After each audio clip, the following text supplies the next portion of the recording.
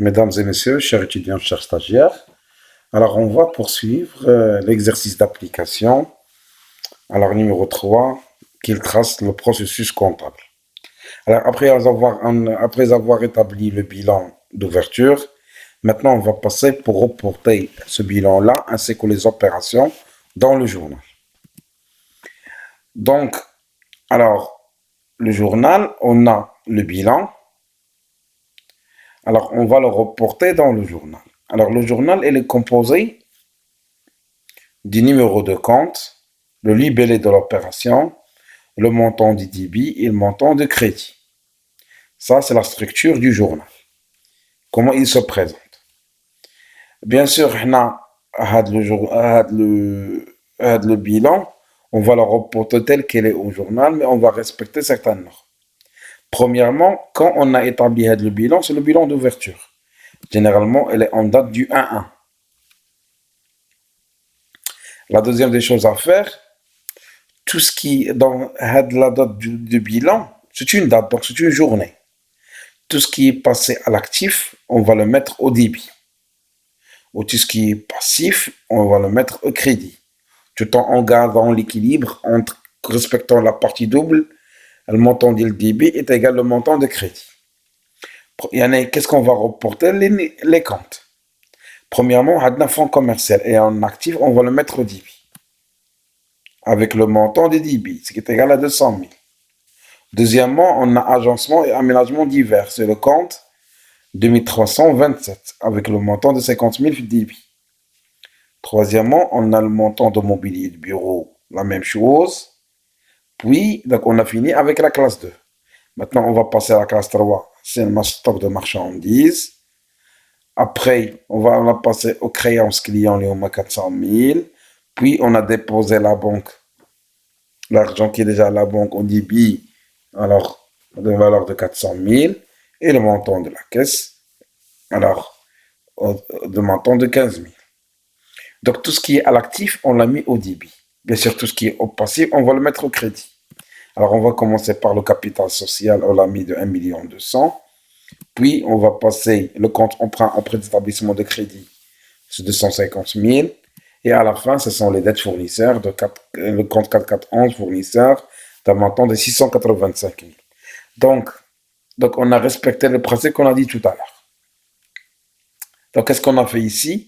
On a reporté la date du 1-1, tout ce qui est au bilan, on l'a reporté sur le journal.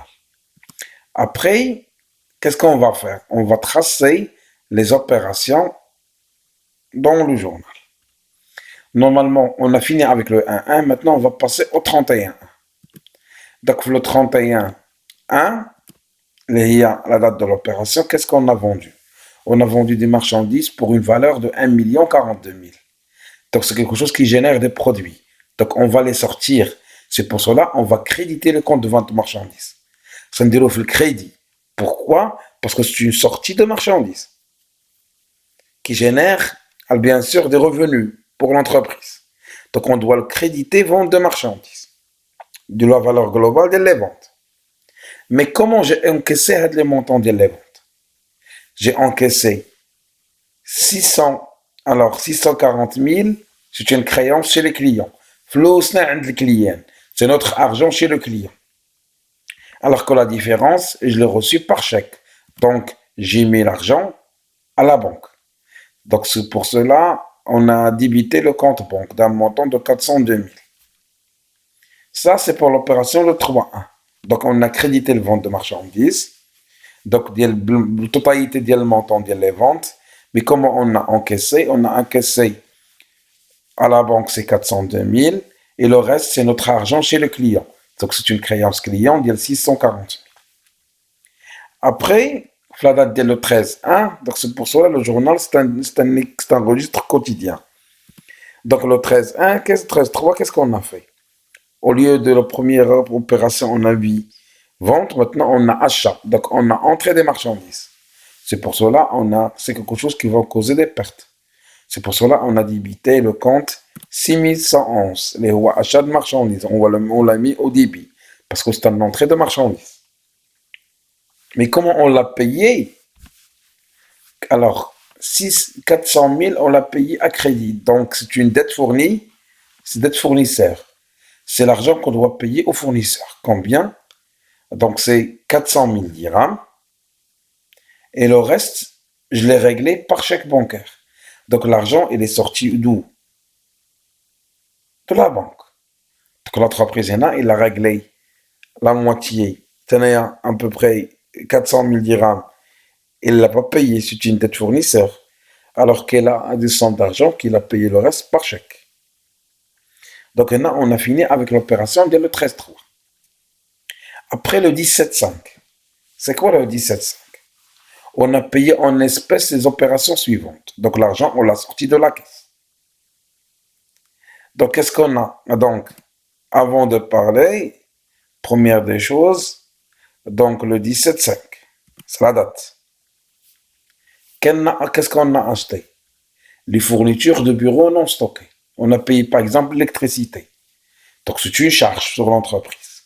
Et pour cela, il faut débiter achat de fournitures non stockables. Donc c'est le compte 61 251, une valeur de 4 000. Puis on a payé des entretiens et réparations. Donc c'est une charge, il faut débiter le compte 6 133, les entretiens et réparations, des montants de 15 000. Puis on a réglé les salaires. On a payé les frais postaux et télécommunications d'un montant de 300. Puis on a rémunéré les salariés d'un montant de 8 000. Tout cela, on l'a payé en espèces. Donc on a sorti l'argent du compte caisse d'un montant global de 13 800. Maintenant, on va passer à la date du 25-10. On a dit reçu des clients 280 000 par chèque bancaire. Donc, on a jamais les clients 280 000. Donc, on a sorti l'argent, on a pris l'argent des clients et on l'a versé à la banque. C'est pour cela que la date est le 25-10. Alors, normalement, on doit créditer le compte client parce que c'est lui qui a sorti de l'argent. Mais comment il nous a donné cet argent-là? Il nous a donné par chèque. Donc, on a fait une remise de chèque chez la banque. C'est pour cela qu'on va débiter le compte banque d'un montant de 280 000 en respectant le principe de la partie double. Maintenant, on va passer à la dernière opération, et l'opération du 26-12. Donc, c'est paiement par chèque, ce qu'on appelle les charges suivantes ou les règlements suivants. Premièrement, alors, la date le 26-12, on a payé le fournisseur d'un montant de 500 000. Puis,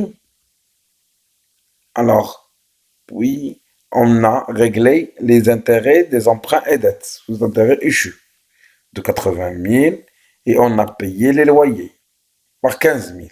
Donc, c'est une charge, c'est un règlement du fournisseur. Comment on a réglé tout ce machin-là? On l'a réglé par chèque. Donc, l'argent, il est sorti du compte banque. C'est pour cela qu'on va créditer le compte banque de la totalité des montants. Les 695 000. Alors, à travers cet exercice-là, on a pu connaître les rouages qui se passent dans un journal.